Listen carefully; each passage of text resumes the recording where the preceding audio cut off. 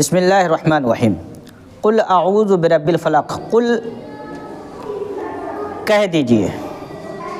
अल्लाह तबारक व तआला ने प्यारे नबी सल्लल्लाहु अलैहि वसल्लम से, भाई कुरान तो हमारे क़यामत तक के लोगों के लिए उतरा है, पूरी इंसानियत के लिए उतरा है, तो कहा कुल कह दीजिए अऊज़ु बिरब्बिल फ़लक़, सुबह नमूदार करने वाले रब की पनाह तलब करता हूँ। नमूदार करने वाले रब की, किसी चीज़ को ज़ाहिर करने वाले रब की पनाह तलब करता हूँ। सुबह को ज़ाहिर करने वाले रब की पनाह तलब करता हूँ। मिन शर्री मा खलक, पनाह किस चीज़ से? उन तमाम चीज़ों की बुराई से, उन तमाम चीज़ों के ऐब से, उन तमाम चीज़ों के शर से जिसको अल्लाह ताला ने पैदा किया है। इन तमाम चीज़ों के शर से अल्लाह की पनाह मांगता हूँ जिसको अल्लाह ताला ने पैदा किया है। व मिन शर्रि गासिकिन इज़ा वक़ब, और रात की तारीकी की बुराई से पनाह मांगता हूँ जब वो तारीकी छा जाए, जब वो तारीकी फैल जाए। रात के अंधेरे से अल्लाह की पनाह मांगता हूँ जब वो रात का अंधेरा फैल जाए, रात की तारीकी छा जाए। व मिन शर्रिन नफ़्फ़ासाति फ़िल उक़द, उक़द कहते हैं गांठ बांधने को। एक रस्सी ले लीजिए, जैसे ये है, अब इस पर यह गांठ बांध दीजिए, गांठ बन गई, तो इस तरीके से गांठ बांधते हैं। तो गांठ बांधने वाली के शर से, इसकी क्या डिटेल्स है अभी गुफ्तगू करेंगे उस पर। गांठ बांधने वाली के शर से, उसकी बुराई से अल्लाह की पनाह मांगता हूँ। व मिन शर्रे हासिदिन इज़ा हसद, और हसद करने वाले की बुराई से पनाह मांगता हूँ जब वो हसद करें। ये है पूरी सूरह का माना। तो क्या कहा? ऐ महबूब आप कह दीजिए मैं नमूदार करने वाले रब की पनाह तलब करता हूँ। किस चीज़ से पनाह तलब करता हूँ? नंबर एक, हर उस बुराई से जिसको अल्लाह ताला ने पैदा किया, एक चीज़। दूसरी चीज़, रात की तारीकी से जब अंधेरा फैल जाए, इससे पनाह मांगता हूँ। तीसरी चीज़, गांठ बांधकर फूंक मारने वाले की बुराई से। तीन चीज़ हो गई। हसद करने वाले के हसद से। ये चार चीज़ें हो गई जिसका जिक्र किया है। एक हो गई पनाह तलब करना, जैसे हम पनाह मांग रहे हैं। एक हुआ जिस चीज़ की पनाह मांगी जाए। एक है पनाह देने वाला, जिससे पनाह मांगी जाए, जिसकी पनाह में आया जाए। जिससे पनाह मांगा जाए, पनाह मांगने वाला जिससे पनाह मांग रहा है, और जिसकी पनाह मांग रहा है। तीन चीज़ें हो गई। हम बंदे हैं, हम अल्लाह ताला से पनाह मांग रहे हैं, हिफाजत चाह रहे हैं। पनाह मानब हिसार में आ जाना, हिफाजत में आना। जाहिर सी बात है, जब इंसान को किसी चीज़ का डर होता है तो उससे बचने के लिए किसी न किसी का सहारा लेता है। जब इंसान को किसी न किसी चीज़ का डर होता है तो उससे बचने के लिए किसी न किसी का सहारा लेता है। तो जो डरा, जिसको सहारे की ज़रूरत पड़ी, वो हम हैं। हम पनाह मांग रहे हैं। जिस चीज़ से हम डरे वो है जिस चीज़ से पनाह मांगी जा रही है। और जिस चीज़ से डर के जिसकी हिफाजत में हम जा रहे हैं, जिसकी मदद मांग रहे हैं, वो है पनाह देने वाला। तो हम बंदे हैं पनाह मांगने वाले।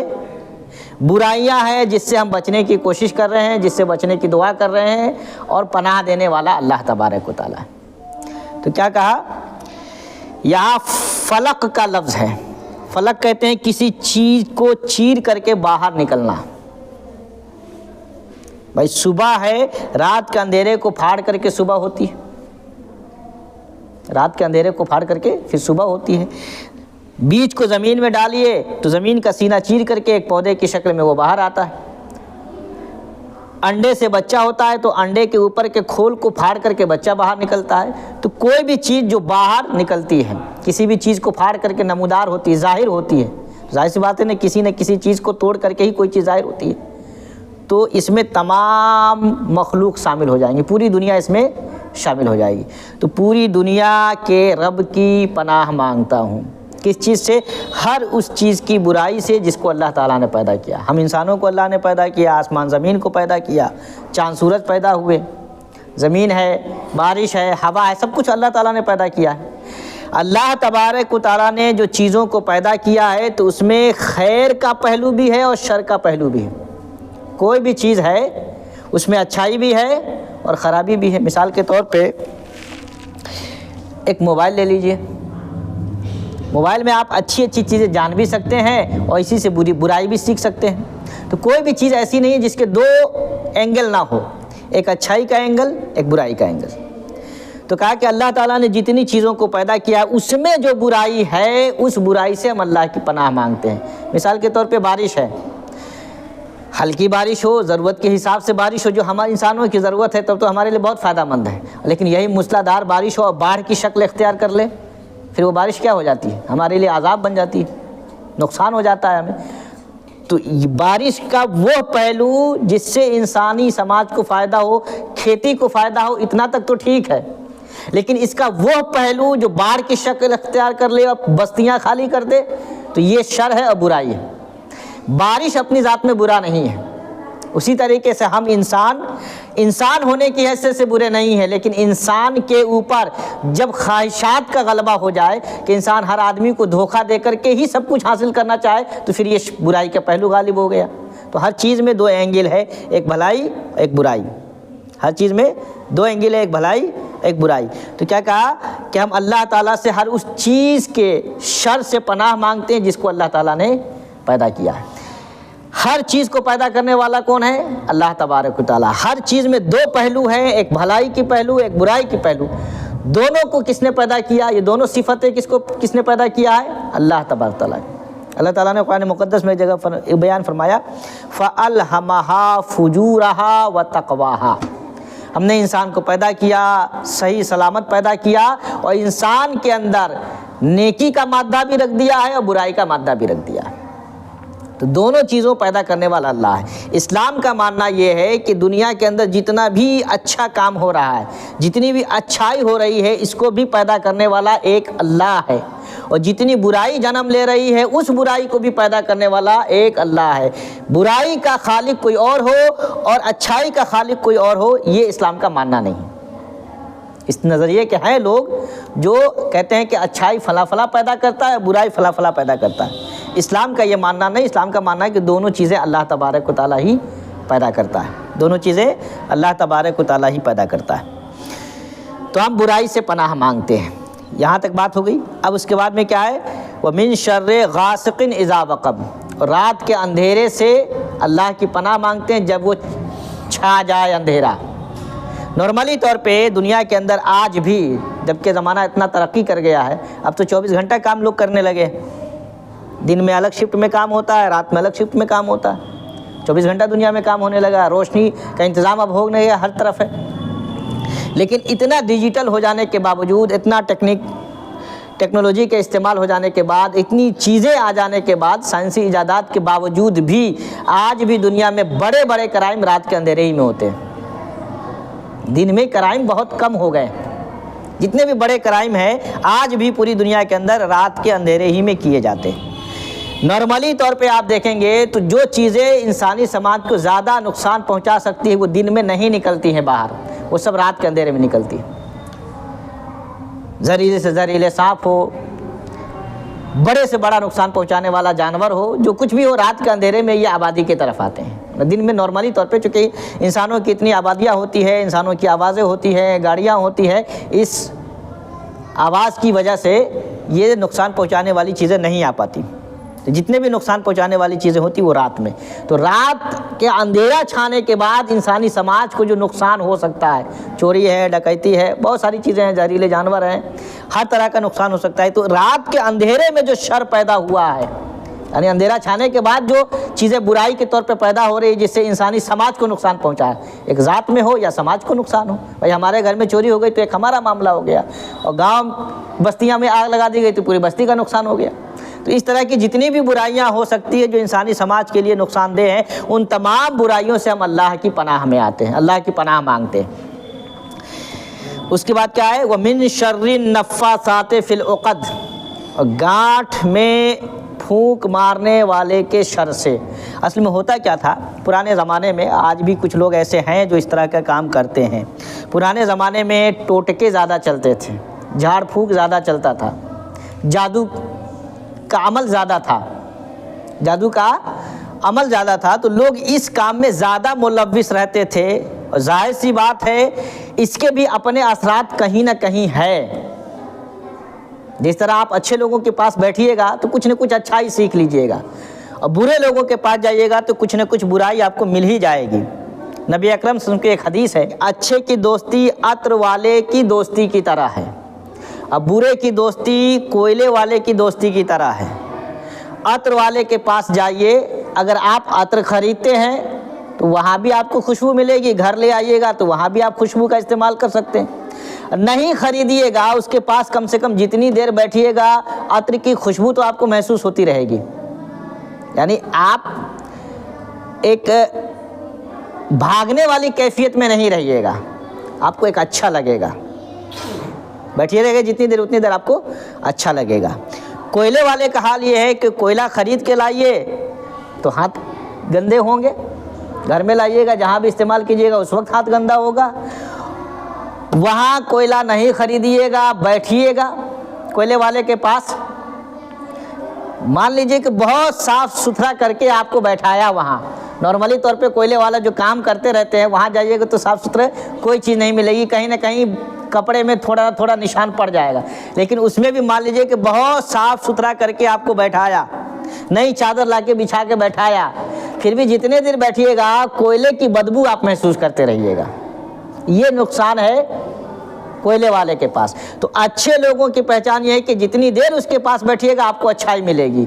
बुरों की पहचान ये है कि आप लाख बचने की कोशिश कीजिए, थोड़ा ना थोड़ा असर ज़रूर आपके अंदर आ जाएगा। तो पुराने ज़माने में लोग क्या करते थे कि लोगों के अंदर क्या होता था, आज भी है, सारी चीज़ें हमारे पास हो जाए, गाड़ी हमारे पास हो जाए, बंगला हमारे पास हो जाए, दौलत हमारे पास हो जाए, ज़मीन हमारे पास हो जाए, जायदाद हमारे पास हो जाए, खेती हमारी हो, गल्ला हमारा हो, हर तरफ हमारी पूछ हो, सारी चीज़ें हमारे ही पास।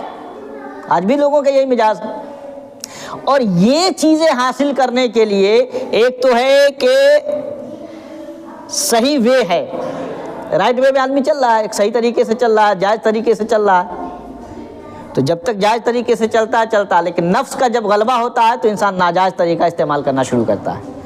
जब हिर्स और तमा और लालच इंसान के अंदर समा जाता है तो हर हदें पार करने के लिए वो तैयार हो जाता है। तो पुराने ज़माने में लोगों को दबा के रखने के लिए, लोगों को दबा के रखने के लिए कि लोग हमारी ही सुने, फ़लाँ तरक्की कर रहा है तो फ़लाँ के ख़िलाफ़ हमें ये काम करना है ताकि उसकी तरक्की रुक जाए, ताकि उसकी तरक्की रुक जाए। फला शख्स बड़ा अच्छा आदमी होता चला जा रहा है, उस पर ऐसा कर दो कि वो नुकसान की तरफ चला जाए। तो इसके लिए मुख्तलिफ़ तरीके इस्तेमाल किए जाते थे। उसमें एक तरीका था जादू। खुशहाल घराना है, माँ बाप भाई बीवी बच्चे बहन सब मिलजुल करके रह रहे हैं।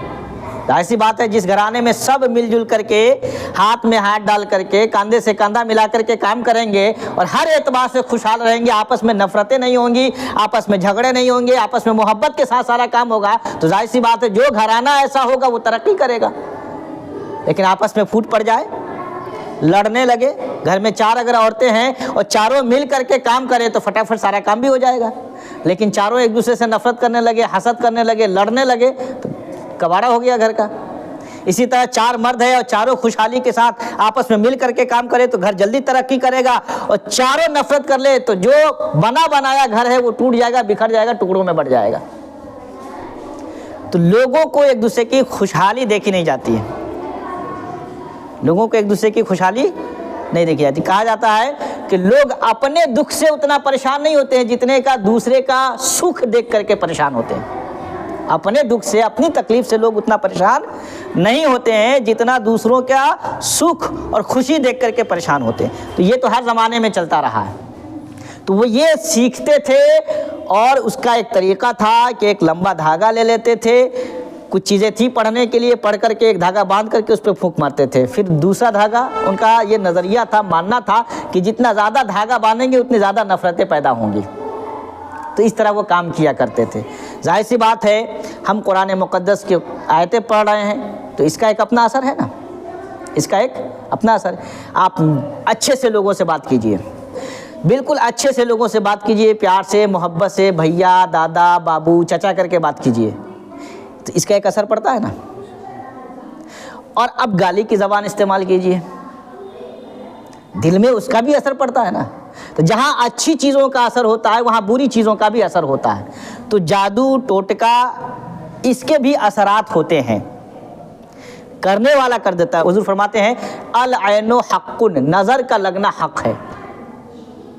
जादू का हो जाना, नज़र का लग जाना, ये हक़ है। तो जो भी इस तरह की बुराइयां जन्म ले सकती है, हम अल्लाह ताला से पनाह मांगते हैं कि कोई अगर ऐसा शख्स है जो हमसे दुश्मनी मोल करके इस तरह का अमल कर रहा है, हमारी बुराई चाह रहा है, तो उस बुराई से हम अल्लाह की पनाह मांगते हैं कि उस बुराई के असरात हम तक ना पहुँचे। और खुदा न खास्ता किसी के ज़रिए ऐसा अमल हो जिसका हमें इल्म नहीं है और उसका असर हमें पहुंच रहा है, तो कुरान मुक़द्दस की सूरह बकरा में एक आयत है कि ये जादू अल्लाह की इजाज़त के बग़ैर असर नहीं करता है। तो अगर खुदा न खास्ता दुनिया में हमारी तरक्की किसी वजह से रुक रही है, हम बीमार पड़ रहे हैं, तो दुनियावी असबाब भी हो सकते हैं जिसका हम इलाज कराते हैं, और ये असबाब भी हो सकते हैं कि किसी की नज़र लग गई हो। लेकिन इसकी बुनियाद पे समाज में आप झगड़ा मोल लेना, लड़ाई मोल लेना, किसी को बदनाम करना, किसी की इज्जतें उछालना, इसका हक़ इस्लाम नहीं देता है।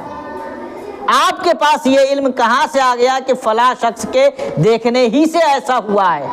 ये तो गैब की चीज़ें हैं, ये अल्लाह जानता है, अल्लाह के अलावा कोई नहीं जानता है।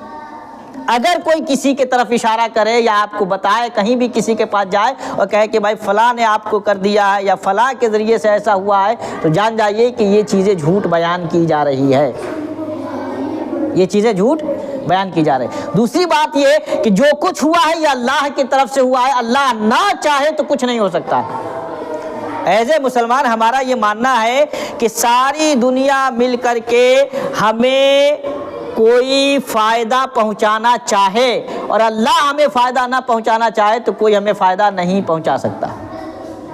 सारी दुनिया मिलकर हमें फ़ायदा पहुंचाना चाहे और अल्लाह फ़ायदा पहुंचाना ना चाहे तो हमें कोई फ़ायदा नहीं पहुंचा सकता है। और सारी दुनिया मिलकर के हमारा नुकसान चाहे और अल्लाह हमारा नुकसान ना चाहे तो हमें कोई नुकसान नहीं पहुंचा सकता है। ये है बुनियादी अक़ीदा जिस पे हमारा दीन टिका हुआ है।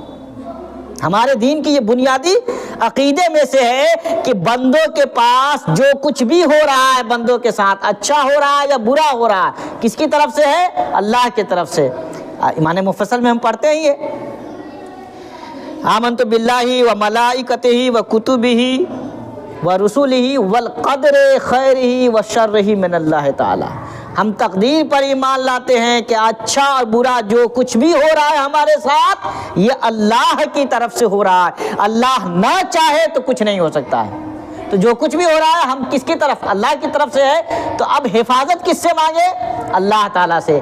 तो बुनियादी अक़ीदा इस सूरह के अंदर ये समझाया गया है कि आपके साथ जो भी हो आप मुड़ किधर जाएं? अल्लाह की तरफ। जाहिर सी बात है जब हम अल्लाह की तरफ मुड़ेंगे तो ये सारे झगड़े जो समाज के उसकी सारी जड़ें कट जाती है। तो ये सिखाया गया है कि फूंक मारने, गिरह में फूंक मारने वाले के शर से हम अल्लाह की पनाह मांगते हैं। अब कौन मारने वाला है, नहीं मारना, किस करने से हुआ? करने वाले लाख करें, अगर अल्लाह ना चाहे, करने वाले लाख करें, अल्लाह ना चाहे तो क्या होगा? कुछ नहीं होगा। छुरी का काम क्या है? काटना। हमारे हाथ पे चलाइए हाथ कट जाए, कागज़ पे चलाइए कागज़ कट जाए। जो भी चीज़ कट सकती है छुरी को उस पर काटिए, कट जाए। अल्लाह ताला ने ख्वाब में हज़रत इब्राहीम अलैहिस्सलाम को बताया कि भाई तुम अपनी पसंदीदा चीज़ ज़बह करो। लास्ट में जो नतीजा निकल के आया वो अपने बेटे को ले गए, हज़रत इस्माइल अलैहिस्सलाम को पट्टी बांध दी, छुरी चलाई। क्या गर्दन नहीं कट सकती है? छुरी का काम ही है कटना, और चलाया भी छुरी, गर्दन नहीं कटी। छुरी फेंका, पत्थर दो टुकड़े में बट गया। छुरी का काम काटना है, लेकिन कब तक? जब तक अल्लाह चाहेगा। अल्लाह ना चाहे तो गर्दन नहीं कट सकती, चाहेगा तो पत्थर कट जाएगा। आग का काम क्या है? डालिए हाथ, आप डालिए, हम डालिए, कोई भी डाले, आग का काम क्या है? जलाना। हज़रत इब्राहीम अलैहिस्सलाम की जवानी की उम्र है, नौजवान है, और नमरूद ने पूरा आग जलाया, बहुत दूर तक भड़काया, ऊपर से चिड़िया पास नहीं कर सकती है, उसमें हज़रत इब्राहिम को डाला, क्या हुआ? इब्राहिम सही सलामत बाहर आए। आग का काम जलाना है, लेकिन अल्लाह ना चाहे तो आग नहीं जला सकती है। तो सारा चीज़ें कहाँ है? इस्लाम जो बुनियादी अकीदा देता है वो अकीदा ये है कि इंसान की ज़िंदगी में जो भी अच्छा बुरा, जो भी खैर शर, जो कुछ भी हो रहा है अल्लाह की तरफ से हो रहा है। खैर आए अल्लाह का शुक्रिया अदा कीजिए, शर आए तो अल्लाह की पनाह तलब कीजिए। खैर आए अल्लाह का शुक्रिया अदा कीजिए, शर आए तो अल्लाह ताला की पनाह तलब कीजिए। तो ये बुनियादी अकीदा है। अच्छा, ये होता किस बुनियाद पे लोग ऐसा करते क्यों है? तो अगला टुकड़ा है वमिन शर्रे हासिदिन इज़ा हसद, हर हसद करने वाले के शर से जब वो हसद करे। सारी चीज़ें किस बुनियाद पर होती है? वो आगे बढ़ा जा रहा है, उसको नीचे करना है। हमको आगे होना चाहिए, ये कैसे आगे बढ़ा जा रहा है? मिसाल के तौर पे हम यहाँ दादा के ज़माने से समझाने के लिए, हम दादा के ज़माने से यहाँ हमारे पास ज़मीन है। उस ज़माने मान लीजिए कि 2-4-10 घर ही यहाँ पे रहा होगा और मकानात नहीं थे, पूरे खेत खलियान सब खाली, कूड़ा फेंकने की जगह। अब दादा के ज़माने से हम यहाँ रह रहे हैं, हमारे 3-4 कमरे छोटे छोटे, उस ज़माने में जो बना बना है। बड़ी कोशिश करके हमारे वालिद साहब ने 1-2 कट्ठा और ज़मीन खरीद ली, बना लिया। अब 15 साल 20 साल पहले आप आए और 1 बीघा यहाँ ज़मीन ले ली, 5-10 बिल्डिंगें आपने तामीर कर ली और सबको किराए पे लगा दिया। दादा के ज़माने से यहाँ पे तो हम रह रहे हैं ना, तो समाज पे पकड़ तो हमारी होनी चाहिए, लोगों का ताल्लुक़ हमसे होना चाहिए। जो भी मामला हो लोग हमसे डील करते, कुछ होता तो हमको पूछते कि भाई साहब ऐसा है, आप तो बहुत पुराने हैं, यहाँ की सारी चीज़ें समझाइए। लेकिन ये है कि 10-15 साल पहले आप आए और 10-15 बिल्डिंगें बना दी, सबको किराए पे लगा दिया और सारे लोग जो नए पुराने सब आपके पास चले जाने लगे। अब हमारे दिल में क्या हुआ? ले भाई, दादा के ज़माने से हम हैं और ये आज नया आया और इसके पास सब कुछ हो गया, हमारे पास कुछ नहीं है। अब हसद पैदा हुआ। नहीं, इनसे ज़्यादा हमारे पास होना चाहिए, इनसे ज़्यादा हमारे पास होना चाहिए। अब यहाँ से हसद शुरू होता है। तो हसद का माना क्या है? दूसरे की नेमतों को देख करके दिल में जलन पैदा होना। दूसरे की नेमतों को देख करके दिल में जलन पैदा होना कि उसके पास ये क्यों है, उसके हकदार हम हैं, वो हकदार नहीं है। कौन हकदार है, कौन नहीं है, कौन चीज़ किसके पास होनी चाहिए, नहीं होनी चाहिए, ये तो अल्लाह तबारक व तआला फैसला करने वाला है। दूसरी चीज़ ये कि दुनिया का एक कायदा है, मन जद्दा वजदा, जो कोशिश करेगा वो पाएगा, जो कोशिश करेगा वो पाएगा। तो जो कोशिश करेगा ही नहीं और बैठे बैठे चाहेगा कि पूरी दुनिया हमारे कदमों में आ जाए, काहे के लिए जाएगी? जो भी कोशिश करेगा लोग उसके पास जाएंगे, लोग उसके साथ होंगे। दुनियावी काम जो जिसका बनाएगा लोग उसके साथ होंगे, दीनी काम जो जिसका बनाएगा लोग उसके साथ होंगे। और कोई कुछ नहीं करेगा, बैठे बैठा चाहेगा कि पूरा हमारा हो जाए, तो हो ही नहीं सकता।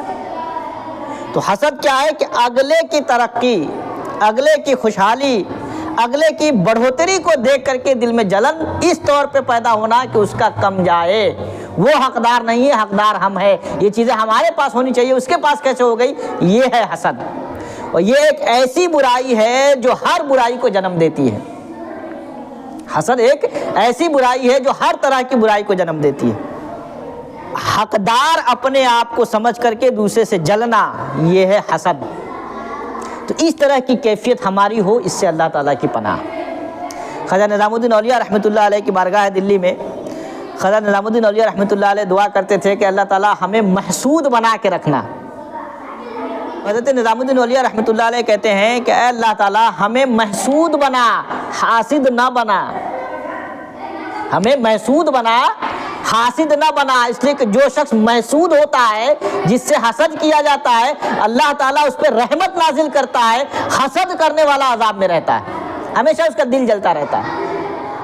हसद करने वाले का दिल हमेशा उड़ता रहता है, जब भी देख लेगा बस वहीं से उसका अंदर खटपट खटपट शुरू हो जाएगा, मुंह बन जाएगा। अंदर का असर चेहरे से जाहिर हो जाता है, मुंह बन जाएगा, अजीब तरह की उसकी कैफियत हो जाएगी। तो हासिद हमेशा जलन में रहता है, एक तरह के अजाब में रहता है। तो ख्वाजा निज़ामुद्दीन औलिया रहमतुल्लाह अलैह कहते हैं कि अल्लाह ताला हमें महसूद बना, हसद करने वाला ना बना। तो इस सूरह के अंदर अल्लाह तबारक व तआला हमें ये सिखाया है कि दुनिया के अंदर जो भी बुराई जन्म ले सकती है, उससे कौन बचाएगा हमें? अल्लाह के अलावा तो कोई बचा नहीं सकता है ना। जाहिर सी बात है, वक्ती तौर पे ये असबाब के साथ जो चीज़ें घिरी हुई है, सबब से जो चीज़ें घिरी हुई है, तो उसके लिए तो सबब इस्तेमाल हम करेंगे। मिसाल के तौर पे बुखार, हमें बुखार लग जाए तो बुखार के बाहर निकलने के लिए अल्लाह ताला ने जो इल्म हमें दिया वो ये कि दवा है, तो दवा हम खाते हैं, अल्लाह ताला हमें शिफा देता है। लेकिन दवा सिर्फ एक ज़रिया है, दवा ही की वजह से हमें शिफा नहीं मिलती है। दवा सिर्फ एक ज़रिया है, शिफा अल्लाह ताला देता है।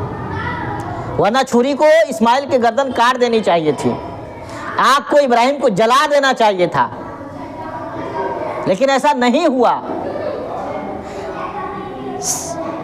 सबब इस्तेमाल हम करते हैं, इसमें असर अल्लाह तबारक व तआला पैदा करता है। तो ये असबाब की दुनिया है, इसके लिए हम असबाब इस्तेमाल करते हैं। बुखार है, दवा लिए, ज़मीन का कोई मुकदमा फंस गया, ठीक हो ही नहीं रहा है, तो हम केस मुकदमा करके कोर्ट कचहरी, वकील और जज का सहारा लिए।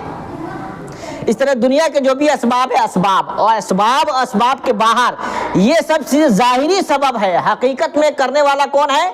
अल्लाह तबारक व तआला। तो जो सबब से जुड़ी चीज़ें हैं उसमें भी अल्लाह ताला ही हकीकत में असर डालने वाला है, और जो सबब से बाहर की चीज़ें हैं उसमें भी असर पैदा करने वाला कौन है? अल्लाह ताला। तो हर हाल में बंदे को अल्लाह तबारक व तआला की तरफ मुतवज्जा रहना चाहिए, दुआ करते रहना चाहिए कि मौला हर तरह की बुराई से तू हमारी हिफाजत फरमा। और एक अहम चीज़, सिर्फ ये दुआ करके बैठ जाना काफ़ी नहीं है। जैसे मिसाल के तौर पे हमें बुखार हो जाए, छोटे मोटे डॉक्टरों को दिखाया, फ़ायदा नहीं हुआ, बड़े डॉक्टर के पास गए, बड़े डॉक्टर ने चेकअप करने के लिए कहा, और चेकअप के बाद रिपोर्ट देखने के बाद चंद दवाइयाँ उसने लिख दी। तो हमारी जिम्मेदारी अब क्या है? हमारी जिम्मेदारी सिर्फ डॉक्टर को दिखा लेना, चेकअप करा लेना तक ख़त्म नहीं हो जाती है। हमारी जिम्मेदारी होती है कि जो दवाई डॉक्टर ने तजवीज़ की है उस दवाई को लाएं और खाएं। जब हम अमल करेंगे उसके बाद तब उसका असर जाहिर होगा। तो बुराई से बचने की जो हम दुआ कर रहे हैं कि अल्लाह ताला हमें हर तरह की बुराई से बचा, हर तरह की बुराई से बचा, तो उस बुराई से बचने के लिए हमें अमल भी करना होगा। मिसाल के तौर पे हमें कुरान पढ़ना नहीं आता है, फॉर एग्जांपल हमें कुरान पढ़ना नहीं आता है, तो अल्लाह ताला से दुआ करें, अल्लाह ताला कुरान पढ़ना नहीं आता है, कुरान पढ़ना सिखा दे। तो क्या इस दुआ से हम सीख जाएंगे? इस दुआ का फ़ायदा ये होगा कि अल्लाह ताला हमारे अंदर हिम्मत पैदा करेगा। अब हमारा काम शुरू होगा कि हम किसी कुरान पढ़ने वाले के पास जाएं, टाइम दे, वक्त दे, उससे पढ़ना सीखे, तब अल्लाह तबारक ताला हमें पढ़ना सिखाएगा। अगर हम ये अमल नहीं करेंगे तो सिर्फ कहते रहेंगे और कोई फ़ायदा हमें नहीं मिलेगा। इसी तरीके से नमाज पढ़ना नहीं आता है तो हम कहें कि अल्लाह ताला नमाज़ पढ़ना नहीं आता है, बहुत गुनहगार हम, हमसे बड़ी गलती हो रही है, तू नमाज़ पढ़ना सिखा दे। और हम न मस्जिद आए, न किसी आलिम के पास जाए सीखने के लिए, न पढ़ने के लिए, तो कभी नमाज़ पढ़ने आएगा? तो अमल करना हमारा काम है। बुराई से बचने की दुआ अल्लाह ताला से, और बुराई से बचने के लिए जो भी अमल हो सकता है वो अमल करना हमारी जिम्मेदारी है। जब वो अमल हम करेंगे तो अल्लाह ताला उसमें असर पैदा करेगा और उस बुराई से हमें बचा लेगा, उस बुराई से हमें बचा लेगा। तो ये है इस सूरह की मेन बुनियाद। क्या है? कुल अऊज़ु बिरब्बिल फलक, कह दीजिए मैं पनाह तलब करता हूँ चीज़ों को नमूदार करने वाले रब की, मिन शर्रि मा खलक, हर उस बुराई, हर उस चीज़ की बुराई से जिसको उसने पैदा किया है, हर उस चीज़ की बुराई से जिसको उसने पैदा किया है। वो मिन शर्रि गासिकिन इज़ा वक़ब, और रात के अंधेरे से जब वो छा जाए, रात के अंधेरे की बुराई से जब वो छा जाए। वो मिन शर्रि नफ़्फ़ासाति फ़िल उक़द, और गांठ में फूंक मारने वाले की बुराई से। वो मिन शर्रि हासिदिन इज़ा हसद, और हसद करने वाले की हसद की बुराई से। मैं अल्लाह ताला की पनाह तलब करता हूँ।